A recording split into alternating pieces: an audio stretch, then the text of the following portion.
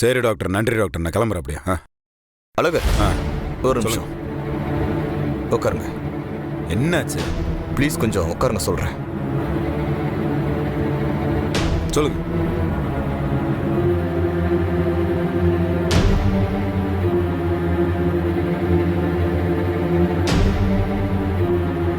ஆதிக்கு பின்னாடி இப்படி ஒரு லைஃப் இருக்குன்னு எனக்கு தெரியாது. பொதுவாக நாங்கள் இங்கே வர்ற பேஷண்ட்டை பற்றி வெளியே சொல்லக்கூடாது.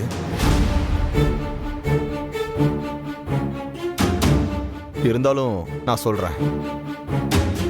சென்னையில் எங்கள் ஹாஸ்பிட்டலோட மெயின் பிரான்ச் இருக்கு. நீங்கள் வேணா அங்கே போய் ஆதியை பற்றி விசாரிச்சு பாருங்க. இப்போதான் பயப்படுறதுக்கு எதுவும் இல்லை, நீங்கள் நார்மலாக இருக்கு, நீங்கள் சும்மா தான் வந்தா நீங்கள் இப்போ போய் அங்கே இப்போ வேற ஏதோ சொல்லிட்டு இருக்கீங்களே. சார், நான் சொல்கிறேன்ல, நீங்கள் சென்னையில் போய் விசாரிச்சு பாருங்க. அப்போ தான் அவர் என்ன ட்ரீட்மெண்ட் எடுத்தாருன்னு உங்களுக்கு தெரியும். சார் நீங்கள் சொல்லுங்கள் சார், இதுக்கு நான் மெனக்கெட்டு சென்னைக்குலாம் போயிட்டு இருக்க முடியாது. சொல்லுங்கள் நீங்கள். எனக்கு வேற எதுவும் தெரியாது சார். சரி, அந்த சென்னை ஹாஸ்பிட்டல் அட்ரஸ் இருக்குதா? இந்தாங்க, இந்த அட்ரஸில் போய் பாருங்க.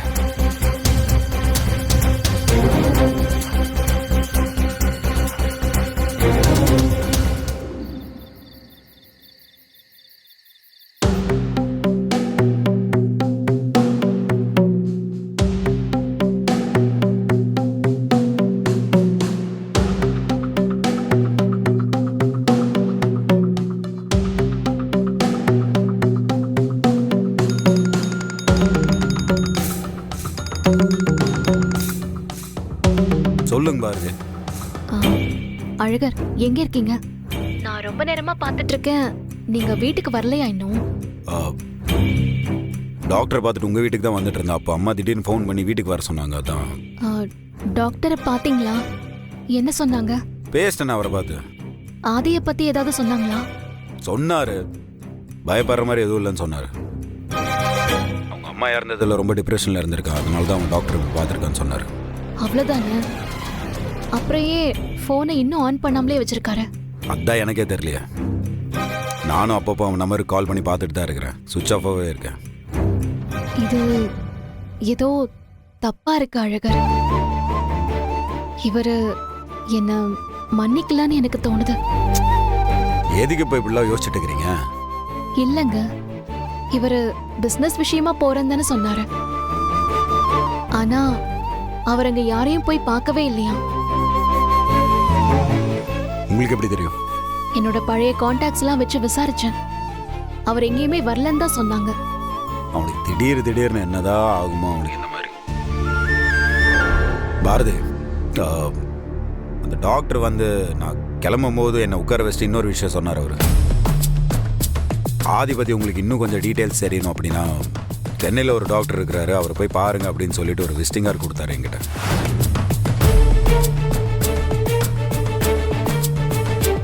கிளம்புறவனை கூப்பிட்டு உட்கார வச்சு எதுக்கு திடீர்னு அப்படி சொன்னார்னு எனக்கு தெரியல, ஆனால் சொன்னார். அந்த ஹாஸ்பிட்டலோட அட்ரஸ் அனுப்புங்களேன். என்னாச்சு? எதுக்கு போறீங்களா? என்ன இல்ல, நான் உடனே போய் விசாரிச்சு பார்க்கறேன். இருங்க, அப்படியே உங்களுக்கு போகணும்னா கூட வர சேர்ந்து போலாம். இல்ல அழகர், எனக்கு ஏதோ தப்பா தோணிக்கிட்டே இருக்கு. நீங்க எனக்கு அட்ரஸ் அனுப்புங்க. நான் இப்பவே தமிழை கூட்டிட்டு போயிட்டு வந்துடுறேன். நீங்க சொன்னா கேட்க மாட்டீங்களா? நீங்க நான் தான் வரேன்றேன்ல. ப்ளீஸ் அழகர், நான் இந்த மாதிரி எல்லா விஷயத்தையும் தள்ளி போட்டுதான் நிறைய விஷயங்களை இழந்திருக்கேன். ஆதி விஷயத்துல மட்டும் ஏதாவது ஆயிட்டா என்னால தாங்கிக்கவே முடியாது. நீங்க எனக்கு அட்ரஸ் அனுப்புங்க. எதுக்கு இப்ப தேவையில்லாம இத்தனை விஷயம் பேசிட்டு இருக்கிறீங்க? புரிஞ்சுக்கோங்க அழகர், ப்ளீஸ். சரி, அனுப்புறேன் நானு. எதுக்கு தமிழ் எதுக்கு கூட்டு போறீங்கன்னு எனக்கு தெரியல. சரி, பார்த்து சூதானமா போயிட்டு வாங்க. சரியா? இந்த ஊர் தான் எனக்கு புதுசு, சென்னை எனக்கு புதுசு இல்ல. சரி விடுங்க, எது பேசினாலும் பதில் பேசிட்டு தான் இருக்க போறீங்க. அட்ரஸ் அனுப்பிச்சு. தேங்க்ஸ் அழகர். சரி, அவனை அங்க பாத்தீங்கன்னா அவனை மறக்காம நீங்க என் சார்பா அவனுக்கு காதுல ஒரு 4 அப்பப்புங்க. அப்பிட்டு என்ன மறந்துட்டியா, என்னெல்லாம் ஞாபகம் இருக்குதா இல்லையான்னு நான் கேட்டேன்னு சொல்லுங்க. சரியா? எல்லாத்தையும் சரி பண்ண நான் நேர்லயே போய் விசாரிச்சுட்டு வரேன். சரி.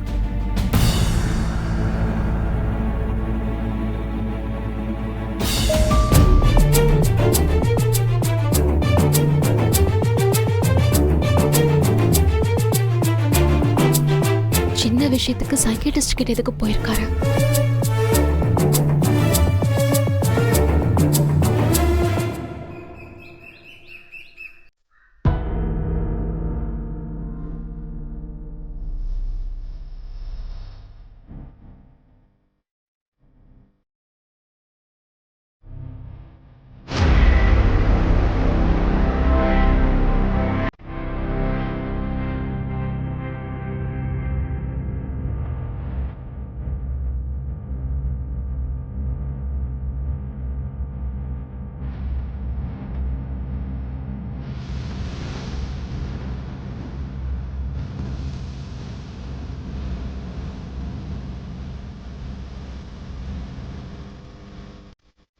டாக்டர், அங்க பாருங்க.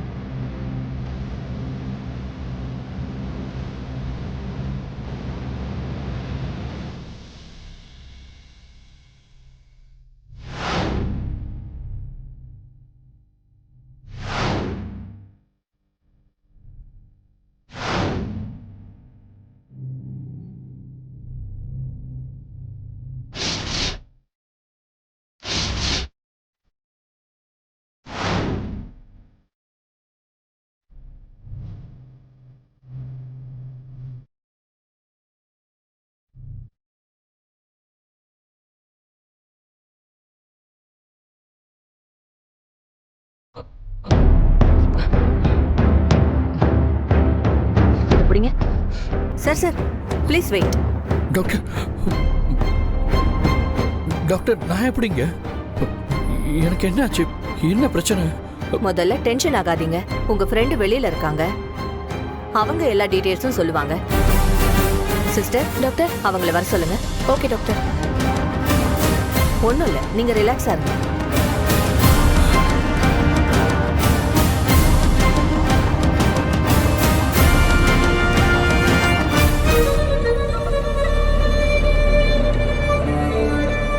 மேடம், அவரு கண்ணு முழிச்சிட்டாரு, நீங்க போய் பாருங்க.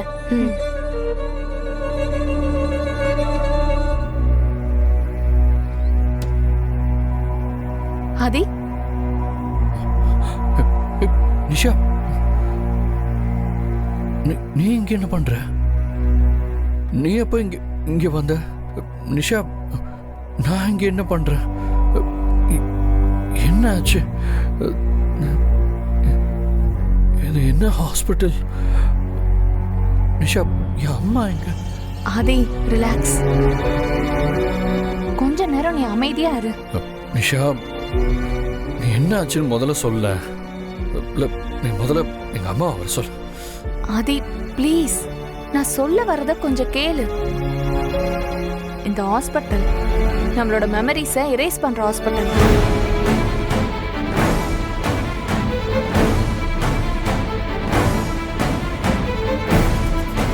நிஷா,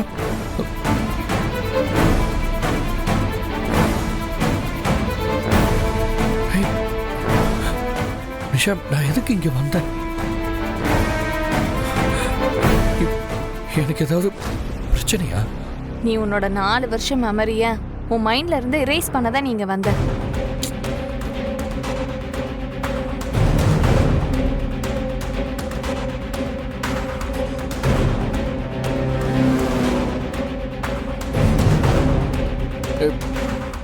லூசா நீ? நிஷா, நான் ஏன் இப்படிலாம் பண்ண போறேன்? நீ முதல்ல எங்க அம்மாவை கூப்பிடு. ஆதி, உங்க அம்மா இறந்துட்டாங்க.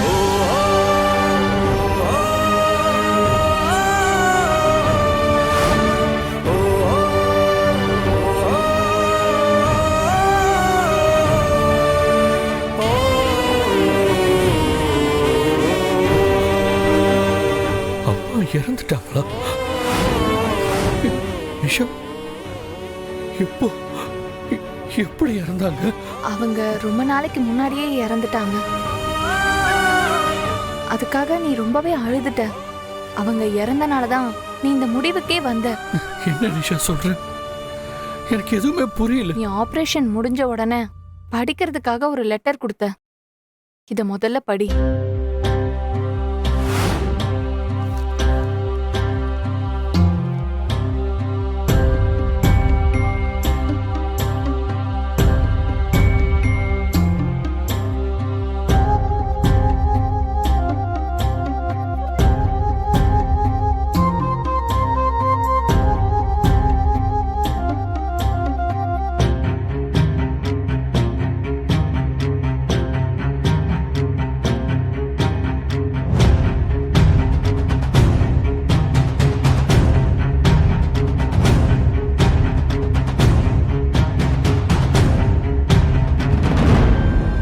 ஏன் இப்படிலாம் எழுதிருக்க? அப்படி இந்த 4 வருஷத்துல எனக்கு என்னதான் நடந்துச்சு? அது எதுவுமே உன் ஞாபகத்துல இருக்க கூடாதுன்னு தான் நீ இதெல்லாம் பண்ண. அப்புறம் ஏன் நீ இத பத்தி பேசுற? இல்ல, எனக்கு ஒண்ணுமே புரியல. நேத்து தான் நான் அம்மாவை பார்த்தேன்.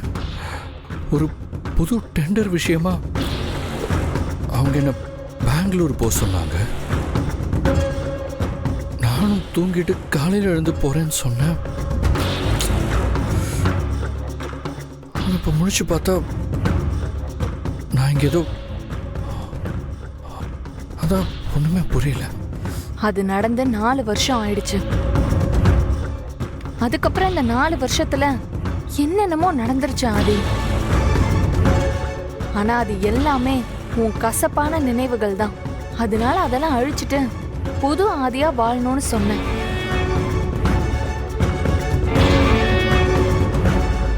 மேடம் எல்லாம் சொல்லிட்டீங்களா? ம், ஓகே, ஒரு 2 மினிட்ஸ் வெயிட் பண்ணுங்க. Okay doctor. சார் கொஞ்சம் உட்காருங்க.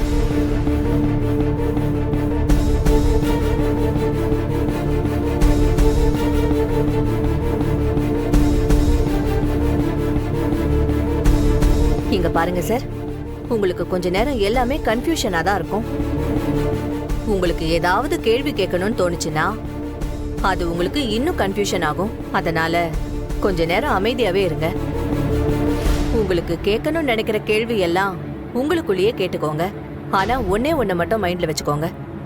கடந்த 4 வருஷத்துல நடந்த எதுவுமே உங்க ஞாபகத்துக்கே வரக்கூடாதுன்னு தான் இந்த ஆபரேஷனையே நீங்க பண்ணிக்கிட்டீங்க. முடிஞ்ச அளவுக்கு அதை எதையும் நீங்க யோசிக்காம இருங்க. சிஸ்டர் அதெல்லாம் ஓகே டாக்டர். இந்தாங்க சார்.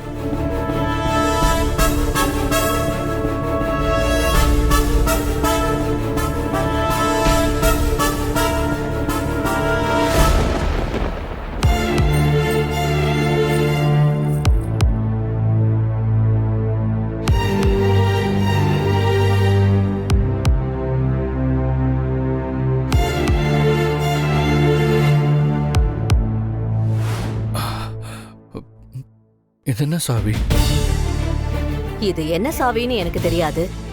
ஆனா உங்க 4 வருஷம் சம்பந்தப்பட்ட ஏதோ ஒண்ணுக்கும் இந்த சாவிக்கும் சம்பந்தம் இருக்கு. ஓகே ஆதி, நீங்க ட்ரெஸ் சேஞ்ச் பண்ணிக்கோங்க. கொஞ்ச நேரம் ரிலாக்ஸ் பண்ணுங்க. ஈவினிங் வரைக்கும் அப்சர்வேஷன்ல இருங்க. சின்ன சின்ன டெஸ்ட் மட்டும் இருக்கு, அதை முடிச்சிட்டு நீங்க கிளம்பலாம்.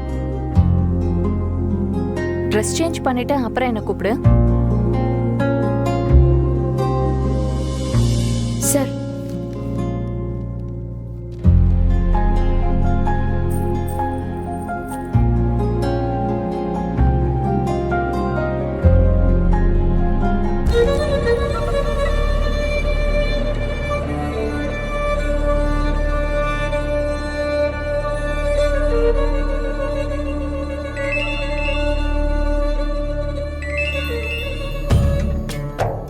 சொல்லு நிஷா. ஆதி கண்ணை முழிச்சிட்டான். சரி, வேற ஒன்றும் பிரச்சனை இல்லையே? அதெல்லாம் இல்ல, எல்லாம் ஓகே தான். ஆனா அவன்கிட்ட ஏதோ ஒரு சாவி இருக்கு. அந்த சாவிக்கும் அவன் மறந்த அந்த 4 வருஷத்துக்கும் ஏதோ ஒரு சம்பந்தம் இருக்குன்னு டாக்டர் சொன்னாங்க. அது சம்பந்தமா ஆதிக்கிட்ட எதுவும் இருக்க கூடாது. இந்த 4 வருஷம் ஆதி மைண்ட்ல அழிஞ்சதாவே இருக்கட்டும். அந்த சாவியை அவனுக்கு தெரியாம எடுத்து வை. ஆ சரி, நான் ஃப்ரீ ஆயிட்டு அப்புறம் கூப்பிடுறேன். Okay, bye.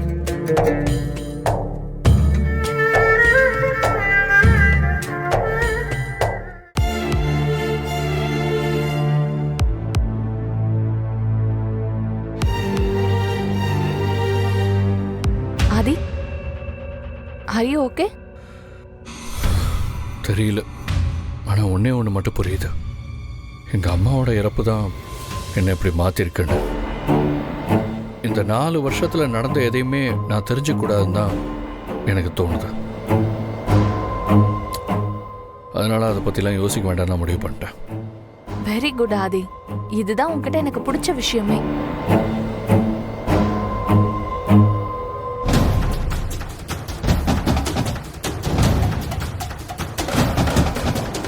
ஆதி, என்னது இது?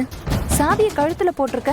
நான் மறந்து போன 4 வருஷத்துக்கும் இந்த சாவிக்கு ஏதோ சம்மந்தம் இருக்குன்னு சொன்னாங்கல்ல, அதான் பத்திரமா இருக்கட்டும்னு என் கூடயே வச்சுக்கிட்டேன். அதான் வேண்டான்னு முடிவு பண்ணிட்டல்ல, அப்புறம் எதுக்கு இந்த சாவியை மட்டும் வச்சிட்டு இருக்க? தூக்கி போட வேண்டியதானே? தூக்கி போடுற சூழ்நிலை வந்தால் தூக்கி போடுற வேண்டியதான்.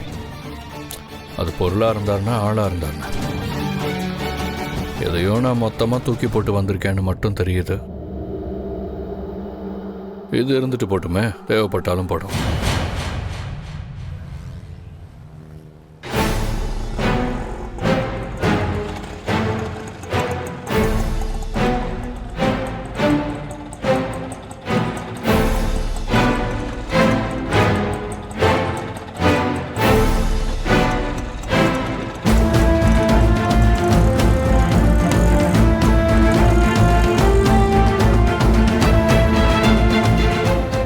வா போலாம்.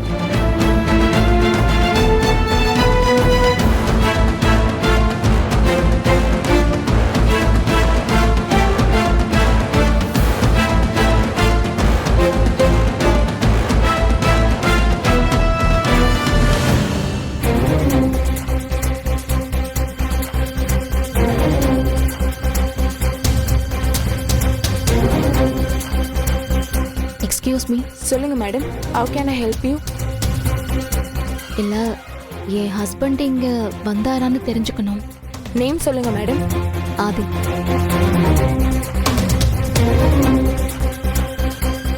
இல்ல மேடம், அந்த நேம்ல இங்க யாரும் அட்மிட் ஆகல.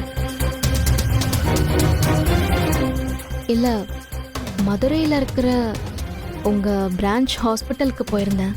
அங்க சைக்கேட்டிஸ்ட் மதுசூதனன் தான் இங்க விசாரிக்க சொன்னாரு. நீங்க மதுரையில இருந்து வரீங்களா? ஆமா மேடம், பொதுவா சிவியர் கேஸ் மட்டும்தான் இங்க அட்மிட் பண்ணுவாங்க. உங்க ஹஸ்பண்ட் வெறும் என்கொயரிக்கு மட்டும்தான் வந்து போயிருப்பாரு. அவரோட நேம் ஜெனரல் பேஷண்ட் நேம்ல தான் இருக்கும். இருங்க, நான் செக் பண்ணி பார்க்கறேன். மேம், என்னைக்கு வந்தாரு? இன்னைக்கா? இல்ல, லாஸ்ட் 3 டேஸாவே அவர் வீட்டுக்கு வரல. அவர் போனும் ஸ்விட்ச் ஆஃப்ல இருக்கு. ஓகே மேம், பார்த்து சொல்றேன், வெயிட் பண்ணுங்க.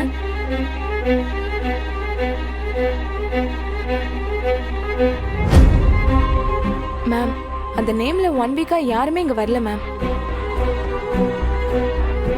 இல்லங்க, அங்க இந்த ஹாஸ்பிட்டல்னு சொல்லிதான் விசாரிக்க சொன்னாங்க. அம்மா, அப்பா இங்க இல்லையம்மா. எங்கம்மா போயிருப்பாரு?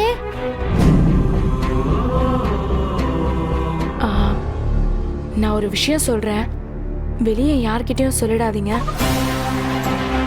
இங்க வர பேஷண்ட்ஸ் அவங்க ஒரிஜினல் நேம் அட்ரஸ் கொடுக்க மாட்டாங்க. ஏன்னா இது மைண்ட் சம்பந்தப்பட்ட ட்ரீட்மெண்ட் கொடுக்குற ஹாஸ்பிட்டல். உங்களுக்கு சந்தேகமா இருந்தா சும்மா போற மாதிரி போய் உள்ள பாருங்க. யாராவது ஏதாவது கேட்டா நீங்களே சமாளிச்சுக்கோங்க. ஆனா நான் சொன்னேன்னு மட்டும் சொல்லிடாதீங்க ப்ளீஸ். Okay, thank you. ஆ, வா தமிழ் போலாம்.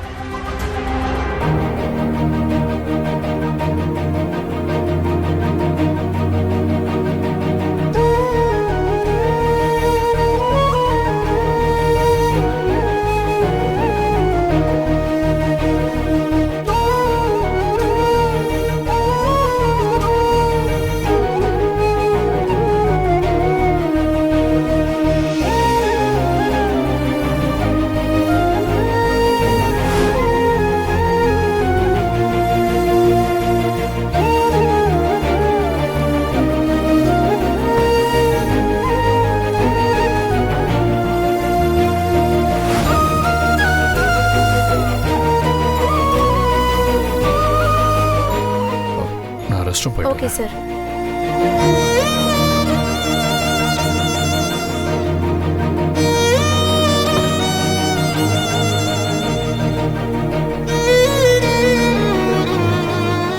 யார் வேணும்?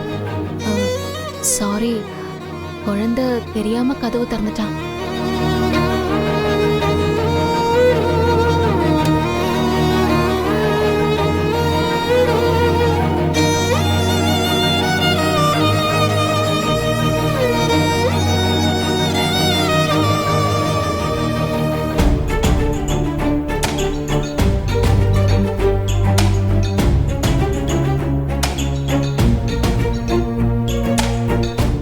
அப்போ அப்பா இங்க இல்லையாம்மா?